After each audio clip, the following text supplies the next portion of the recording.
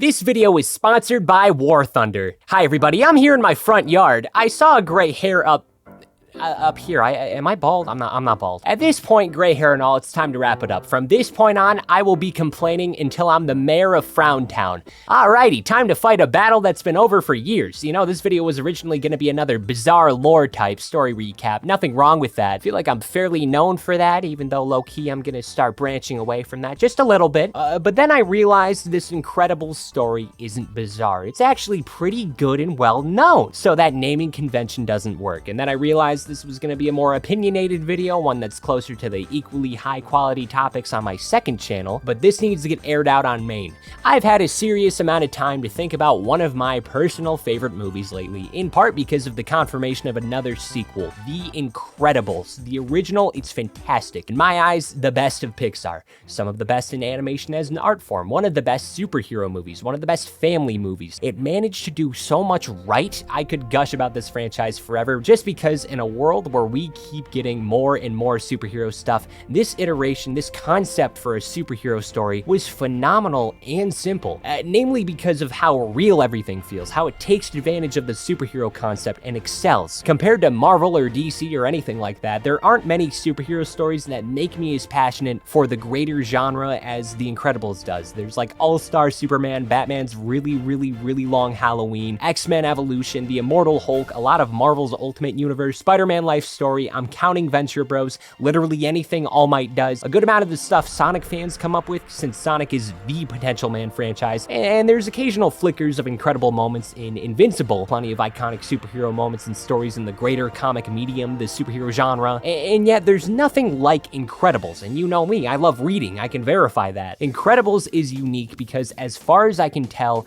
it's one of the only superhero stories not adapted from anything, acting as the pure original story, not having anything to work with, other than some obvious inspiration, but I love this one. A great way to tell if something was made with love or heart can come from how rewatches tell you more and more about the world, the dynamics, the little details that make you understand why book clubs exist, because people like talking about art. When you can connect and comprehend a character so perfectly, knowing their background, and then immediately digest their problems they got going on, and that feels pretty good. I mean, let's consider the Incredibles themselves, the Parr family, how complex they are while not really being that complex. Like the kids aren't overly complicated. Dash is a young, energetic kid ready to run headfirst into new opportunities without stopping to consider the risk of his actions. Violet's a good complement with the invisible powers, force fields. In contrast, you get the confirmation she would rather be normal, not be seen, to be in a protected environment. Jack's a set piece who will never contribute anything cool because he's a baby and babies can't have character development. They don't even know calculus or anything. They know how to drink water sometimes, maybe, depends on how powerful the newborn is. I'm getting worse with interacting or analyzing younger characters in media. It might be an age thing. I was at a family reunion and I dapped up a 5-year-old. I see Jack and I wish he could be catapulted into the Atlantic Ocean. I hate this thing. But obviously, I mean, of course the most interesting family members are going to be the parents, the protagonists, and the other protagonists, but slightly less. Bob and Helen, they're the foundation of the franchise and represent everything that makes The Incredibles special. Their dynamic is the thing that'll make or break the given story. If it was bad, this movie wouldn't be a good watch. It's like the Fantastic Four. If Reed and Sue's dynamic is bad, it kind of impacts everything else. Now, of course, the most popular superhero family of today is based off the most popular superhero family in history, the Fantastic Four. Like I just said, you got the strong one, you got a stretchy one, you got the invisible one, you have a blonde, intelligent, vulnerable young man, and then you have a liability. So at first, Mr. Incredible and Elastigirl start off with a pretty basic origin. It doesn't need to be anything special. It acts more or less like an establishment of what was lost in the glory days. Honestly, the glory setup within Incredibles as a whole works wonders for the narrative, mainly because it does exactly what it needs to do. It goes, hey, this is how supers work in this universe, this is how they're able to function and exist in this world, and it feels like the most realistic interpretation of how supers would be. There's not many modern works that cover the mid-20th century of the genre. It's like Captain America and then the occasional crumbs everywhere else. I like that Incredibles took advantage of the post-World War II America, how supers would be recognized as cultural icons, how their image literally correlates with United States patriotism. The glory days are so important and cool. This is why I was originally considering looking at the timeline of the franchise, but again, there's so much to consider and appreciate, and not really much to talk about in depth. The DVD has these bonus files with on a whole roster of supers, each of which having extensive files, a lot of which coming back and adding double meaning to a few moments across the first movie especially. Like the first couple minutes of the initial film were dedicated to the three most prominent former supers in the movie talking about their lives, casually reminding you that they're people, that anybody could have been under the mask, how they have aspirations, futures, all of that junk. It adds to how Bob and Helen go from wanting to raise a family and continuing life, respectively, only to swap positions 15 years later. The tapes already add to the existing characters, doing things like introduce Mr. Incredible's danger sense, an ability not explicitly said but completely shown across the movie. It goes into Elastigirl's fiery personality about not being compensated enough for her efforts, something that you can see later on through this prequel book thing about Elastigirl's time during the glory days, feeling as though the NSA is not compensating her enough, that she has to pay out of pocket for her costume, ironically learning to become more flexible and willing to collaborate as the timeline continues, something which we see in the present day of the film. The best of it has to be the deceased supers, in part because it characterizes them. It makes the effort to show how unique each of them are, not only in terms of supers, but as people. You know, the thing with the biggest superhero teams is that they usually get portrayed as existing or found family, and on occasion good friends. Very rarely does it feel like they're just co-workers. I love that there's drama in the NSA because of the possibility that a character like Gamma Jack might have refused to sign Mr. Incredible's birthday card. You listen to these files and a good amount of the characters are just like, yo, I want Gazer Beam dead in a ditch, just for him to be this noble advocate dude who wants nothing more than to be accepted. There's this deleted scene from the second movie dedicated to him in specific, emphasizing that this is a guy who wanted the best for the world above all else, and now he's dead, and that kinda sucks. There's a number of great moments in these tapes, things like Thunderhead, one of the cape's victims being shown as a dopey numbskull with a seemingly good heart, Psychwave revealing that she's a low-key a terrible person, using her powers to get guys to break up with their partners so that she could date them instead, how Flange, the loud screamy guy, has a laryngitis. Obviously the best one's gotta be Gamma Jack, that's the one TikTok likes, and for a good reason, being a super supremacist, a guy whose entire interview is about prioritizing women hostages, who struggles killing female villains. The fact this type of character was teased automatically has me more bummed out about the eventual route the sequel took. We'll get to that. There's really nothing else I would add in terms of prequel material, in part because I don't think they need to do anything. It's not like Monsters University. I don't want to watch them go to hero school. Like, I guess you could cover more of the deceased characters in a hypothetical prequel, maybe how Bob and Helen met, but there's already a prequel book, and I endured it even though, you know me, I hate reading. It's alright. The occasional flashbacks are as far as it should go. And with that being said, here's a flashback to 30 minutes ago where I did a sponsor segment. Here we go!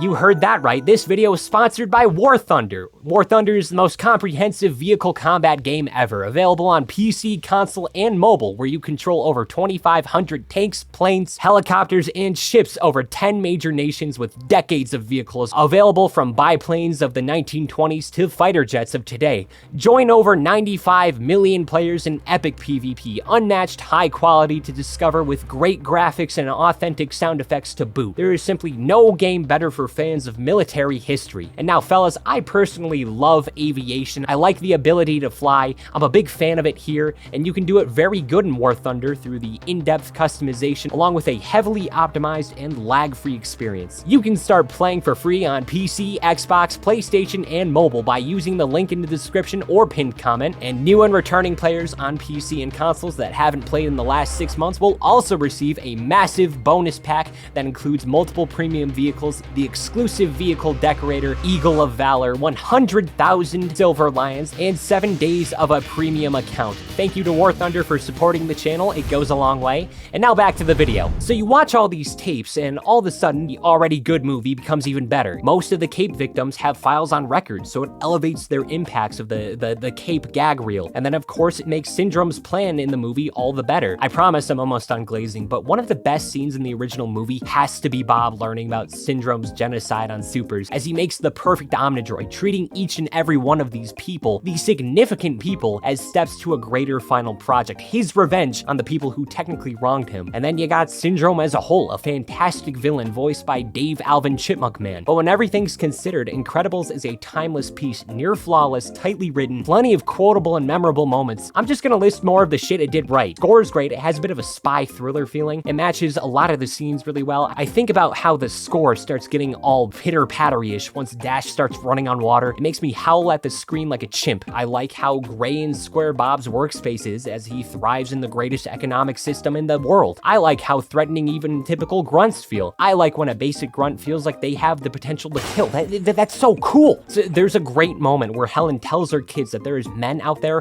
who can and will attempt killing them if they get the chance. And I'm glad all the humans are stylized without looking like nightmare golems like Andy in the original Toy Story, because this kid looks like he would shoot acid out of his mouth if I don't solve his riddles. I like Helen's initial assumption that Bob's leading an affair instead of moonlighting hero work. I like that Jack's treated closer to a set piece than an actual character, because I hate the baby character, and the sooner this little freak's duct taped to a wind turbine in the middle of a tornado warning, the better. I like that sidekicks seem like they're frowned upon. The tapes give this feeling that all the supers secretly want attention for one reason or another, that this is a career path above all else. Being labeled as a sidekick seems like one of their greatest insults. The only thing I don't like is that every day I'm getting one step closer to living the life of Bob Parr, and it makes me very upset. I look out the window every day and I audibly gulp at my inevitable fate as I slowly teeter down on the Norwood scale. And then I think it's funny that they're in Fortnite. So I look at all this and go, wow, what a great movie that'll be great forever. And of course it wouldn't end there. You have a pretty decent collection of games with a few bonus scenes and content not shown in the film. The most notable of which being a game dedicated to facing the Underminer, who, reminder for the folks at home, is not meant to carry an entire film. This is supposed to be a closing gag. You have fans on social media who somehow deserve to be in the writer's room even less than me, along with a weird canon, not canon comic run that took the original space that Incredibles 2 in our places and is not good. All these comics do are generic superhero antics and not the good kind. Every time I see the weird side genre of animated movies getting a comic run, I promise you every time it's mid at best. The highlights are the occasional callbacks, like Everseer knowing he was gonna die to Syndrome and managing to preserve his brain. The main bad guy dated Elastigirl for a bit and his name is Zarek, felt like that. But the worst part of it all is that it inherently is not what the Incredibles sought to initially do.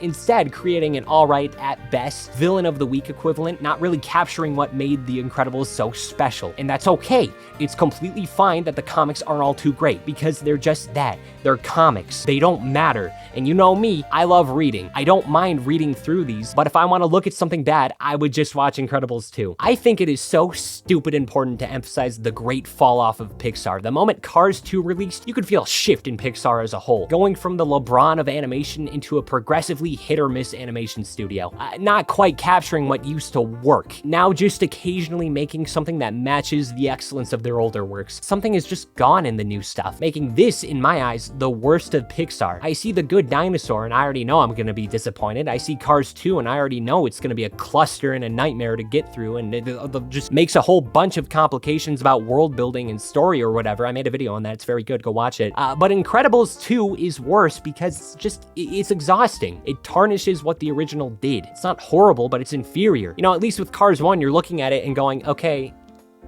car. But here I'm going, this meant something. This meant something to me. It hurts. It hurts here.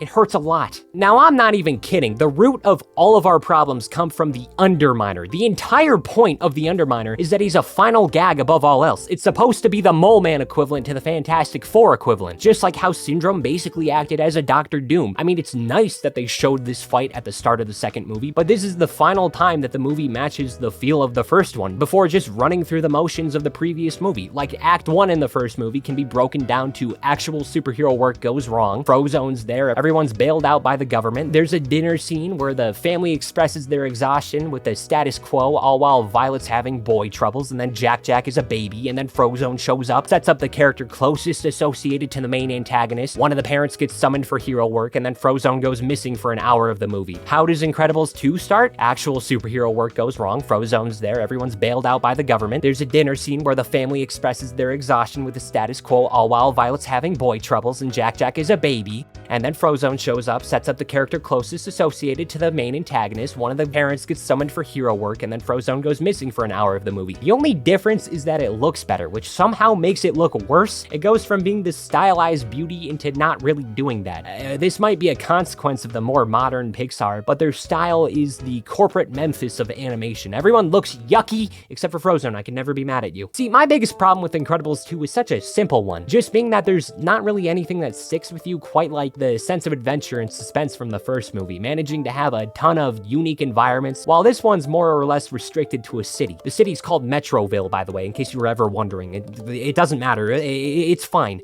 Plenty of superhero movies take place in cities, a lot of which not leaving an urban landscape, a lot of the time not having a reason to, but here, the craziest it got was a cruise ship, and that's...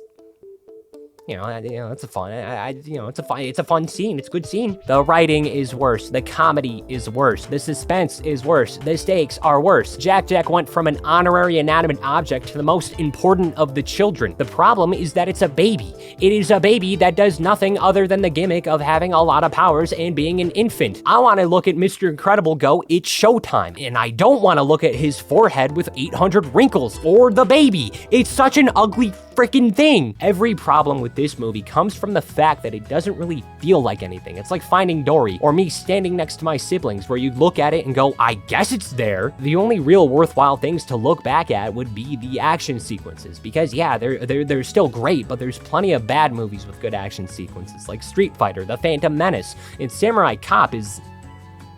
well, you just gotta see Samurai Cop with your own eyes. I feel like the title sells it. The thing that really hurts with this one especially has gotta be the deleted scenes, because when this dry-ass meal has a little bit of sauce, it hurts knowing that they had the sauce and just never put it in. There are several good scenes that were scrubbed for one reason or another, most of which timing, it would have been a benefit to keep them. There was one with the babysitter from the first movie, a fairly inoffensive scene. It was understandable why it got removed. There's the Gazer Beam and Syndrome Victim Memorial that would have worked perfectly to illustrate in their own way that this is a family just as much as it is a workforce. There's this one nice removed dialogue where Bob was gonna hype up Helen on the phone after a bad day of work, which needed to be in the movie. It's baffling it wasn't, and for some reason they decided to make Bob embittered and jealous by his wife, his best friend, his love of his life, when the entire previous movie focused on him getting his shit together, appreciating his lovely family who may or may not be too good for him, his fantastic partner, his two beautiful children, and a third child that's also there and considered a family member by obligation. Deleted scenes that absolutely deserve to stay in have to be like Edna's house and the restaurant robbery scene. Both of these technically made their way into the movie, just worse. I mean, Edna's gonna be great no matter what she's put in. Incredibles 3 could just follow Edna going to a bar mitzvah, and I would still prefer it over this movie. The biggest problem with this movie's B-plot is, other than Jack, none of the family members really do much beyond generic family antics, some of which could have just been made Pixar shorts. Dash's entire storyline is needing help with math homework. Just make that a Pixar short. Same goes with the baby fighting a raccoon. That's a waste of time. The restaurant robbery could have acted as a way for the kids to face a problem that would naturally fit and give them something to do without necessarily taking away from the main premise. They don't even really use their powers. Why did you remove this? Edna's scene feels even worse to see get removed. Originally, it was going to be the sequence where Bob has to help Edna. It would be like right when Bob shows up to her house being all joyous and gleeful about getting his car back, and then, whoops, the house security gets taken over. Good action bit that's significantly funnier than the actual alternative where the goddamn baby's back, wastes more time in the movie, little freaks out again. Plus, this moment does wonders in making the screenslaver, the main antagonist, a legitimate threat that's worth fearing, and that is the part that hurts the most. Making Screenslaver an obvious villain, a twist villain at that, and the groundwork for the character was there. You could have easily fixed the villain through a couple of small changes. The original backstory is that she is embittered by Gazer Beam and some other random, because her dad had an emergency hotline that connected to the family home, and then when supers went illegal, he died because of the robbery. Gotta call my superhero friends. And like, if you're getting robbed, why would you put your hotlines right next to the, why would you leave it out in the open? That's stupid. You're stupid. And because of them going illegal being the reason that her father died, she wants to keep supers illegal by giving them more work to make them look better in the public eye. This is such an easy fix. Instead of not important McGee over here, have Mr. Incredible be the one on the hotline who didn't pick up. Maybe their death was on the night of the wedding in the first movie or something. Make it a whole thing about civic duties and the expectations of supers versus trying to juggle a normal life. I guess that also might not work, because if they're friends, then why wouldn't the elderly natural selection old man be invited to the friend's wedding? I don't know. I don't know. I'm not a part of the writer's room. I get to be one of the fans that get to complain behind the safety of my computer. This could have been a great antagonist focused on fear-mongering and misinformation instead of having one of the worst plans that I've ever heard, involving some of the most chopped superhero designs possible. And I like the owl guy. I like he's fine. He can stay. The rest of they're gross. This scene feels like it implies literally all the Glory Day supers died outside of the ones we see. Why did you emphasize them all being wannabes? Also, how commonplace is it for someone to dye their hair in this era? Incredibles 2 at the absolute latest takes place in the 1970s. Why would you make the whole thing about secret identity and then do one of the least secrets ever by dyeing your hair bright blue? Also, why did you decide to make commercials with internet providers? Mr. Incredible wouldn't have his hands on Pocket God and Doodle Jump for another 50 years. This is just a continuity problem, and it was completely optional. You wasted time. You wasted Bob Odenkirk, and most importantly, you wasted some of the greatest setup a prior movie could provide. This could have been half as good, and it still would have been good, but it's not, and that really sucks. So now Incredibles 3 is coming sooner than later. We have a release window. There's gonna be a new movie, and weirdly enough, I have higher hopes for it, but it's coming into it with a massive disadvantage that folds my heart in like a little omelet. And I'm mainly saying that because surely they won't repeat the same plot for a third time. I think part of the reason as to why Incredibles 2 lost itself is because they didn't really feel like a superhero family, more like a family that happens to have superpowers. And that sounds like the same thing, but it isn't. Cat food and dog food might look the same, but I know firsthand from taste testing that they aren't. I would want the third movie to keep those family elements, but lean closer to the fact that being a superhero is a job. It's mentioned a couple times in the bonus tape interviews, but supers do things like establish themselves in LA before moving forward with their careers. They get requested to create super teams. They collaborate with each other just as much as they might loathe each other, potentially more than the villains. I would want a story that captures the feel and darkness crucial to the first movie and missing from the second movie. Where the first movie captured parallels to the American 1950s through the idealized glory days only to make a sudden shift into a rapidly advancing modern day, changed the focus from supers not being built for normalcy to normalcy not being built for supers, where at first it seems like a good idea before shifting into something where the public is unhappy with them, unless the ending of the second movie ruined that too. If it was up to me, Incredibles 2 would have been what I currently hope Incredibles 3 is, but I want the return of supers to be a movie where every member of the family is hit with some sort of punch in the gut regarding this major change, the legalization. Open up with the kids getting help from their parents when it comes to establishing potential brands and super personas. Have Bob realize he's not as built for it as he used to be. Maybe Dash can learn how hard it can be. Almost like Mr. Incredible having this father-son relationship be a chance at redemption from the mistakes of his past regarding Buddy or Incrediboy or whatever. Have Dash take that place instead and have Bob be like, oh my god, I can't let that happen again. I gotta make sure my boy's good. You could do something regarding Violet still trying to live a normal life, but you pretty much wasted that opportunity in this movie. I'd love to see Bob and Helen training and prepping the kids for this career path they're effectively bound to as a responsibility. And then in the background, you can have this giant wave of new supers in a rat race to become the big names, or agencies fighting over each other to monopolize this sudden industry. You could easily have a new super taking the limelight, maybe something similar to Mr. Waternoose or Randall in Monsters Inc., causing more crime to make crime, or have the Incredibles face a new superhero eventually turned villain, taking full advantage of the legalization. I see that note about Gamma Jack being a superhero supremacist, and I mean, even teasing that possibility is a good sign. I could imagine Dash in specific befriending the wrong people, and instead of an A plot, B plot being more focused on a single parent separating from everybody, you keep the family as a family. At most, do something father, son, and mother-daughter related, and force Jack to be less relevant, and whatever takes advantage of the pun not intended, incredible backstory to this world. With Incredibles 2, they were sitting in front of an entire Thanksgiving dinner and opted to eat some 4-year-old reheated Chinese takeout leftovers. Please fix yourself. Please make this better. I don't know what to expect, and nor does anybody else. But if we're gonna get another one of these things, it has the potential to be a lot of things, and I just hope that Brad Bird and the team are able to see the first movie and make it again, except this time, not literally. And just like with the first movie, just like with Bob, maybe the best thing we can do is stop living in the past and to look to the future. Incredibles 2 sucks, but it's here now. It's here to stay. It's permanent.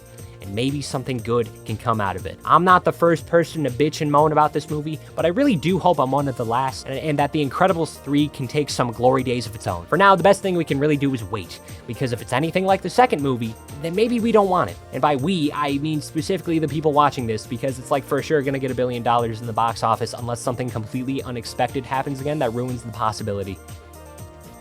Kill the baby. Real quick, again, thank you to War Thunder for sponsoring this video. Don't forget to play it for free on PC, PlayStation, Xbox, or mobile by using my links in the pinned comment or video description. Once again, new and returning players that haven't played in 6 months will also receive a massive bonus pack across PC and consoles, including multiple premium vehicles and other cool bonuses. Check it out. Hey, hold on a second. Hey. Hey! Get off my lawn! Hey! Get out of here! Go, get! I don't want you! Get out!